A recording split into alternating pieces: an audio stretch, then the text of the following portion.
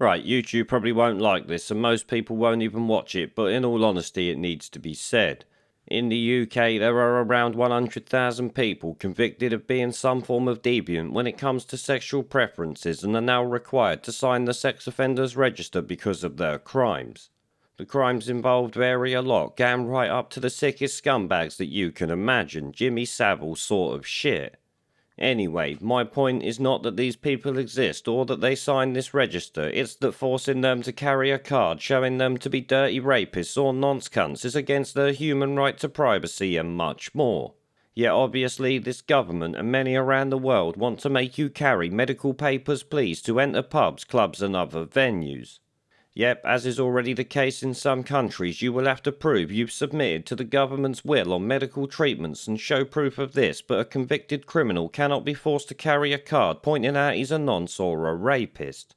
So make sure when you see someone showing their medical status to access services in the future, maybe remind them that pedos and rapists don't get labelled and tracked by the government while law-abiding citizens do if they comply with this nonsense.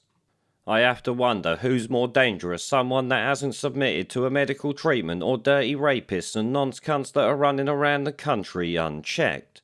Obviously, I don't even think that these dirty scumbags should really be tracked with ID cards and all of that because it's just abhorrent in every sense of the word. They should just get life in prison or much more than that, but let's be honest, it's not going to happen. Shit, they'll be lucky to get 6 months with the government and justice system.